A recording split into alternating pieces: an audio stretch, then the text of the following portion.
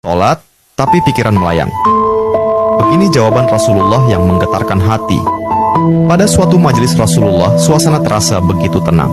Para sahabat duduk melingkar menyimak setiap perkataan beliau dengan penuh perhatian.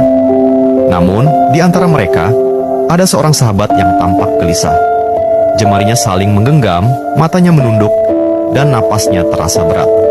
Setelah beberapa saat ragu, ia akhirnya mengangkat wajah dan berkata dengan suara lirih, "Wahai Rasulullah, aku ingin bertanya, tetapi aku khawatir pertanyaanku ini akan membuatku semakin malu di hadapan Allah." Rasulullah pun tersenyum lembut, menatapnya penuh kasih sayang. "Katakanlah, wahai saudaraku, tidak ada pertanyaan yang membuat seseorang hina jika ia bertanya untuk mencari kebaikan." Sahabat itu menarik napas dalam, matanya mulai berkaca-kaca. "Wahai Rasulullah, aku merasa salatku sering tidak khusyuk. Kadang aku mengingat urusan dunia, kadang pikiranku melayang entah kemana. Aku takut salatku tidak diterima oleh Allah. Apakah dengan salat seperti itu, aku tetap mendapatkan pahala?" Suasana majelis seketika menjadi hening. Para sahabat lainnya ikut menunduk, merasakan kegelisahan yang sama. Mereka tahu betapa beratnya pertanyaan itu. Namun, yang terjadi setelahnya benar-benar di luar dugaan. Rasulullah tidak langsung menjawab. Beliau menatap sahabat itu dengan penuh kelembutan. Lalu tiba-tiba air mata mulai membasahi pipi beliau. Para sahabat terkejut. Mereka jarang melihat Rasulullah menangis dalam situasi seperti ini.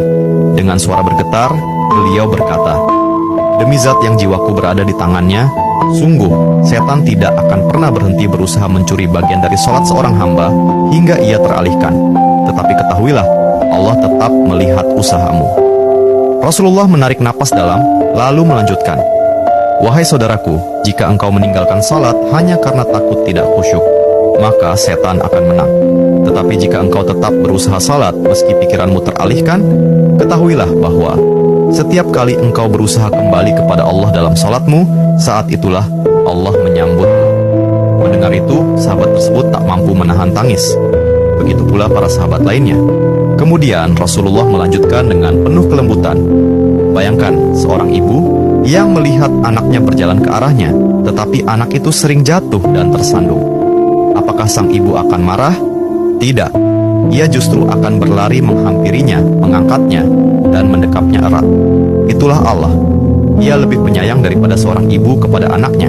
Selama engkau terus kembali, Allah akan selalu menerimamu." Air mata mengalir di pipi sahabat itu. Kata-kata Rasulullah begitu menusuk hatinya. Sejak hari itu, ia tidak lagi putus asa dalam sholatnya. Ia tetap berusaha khusyuk, dan setiap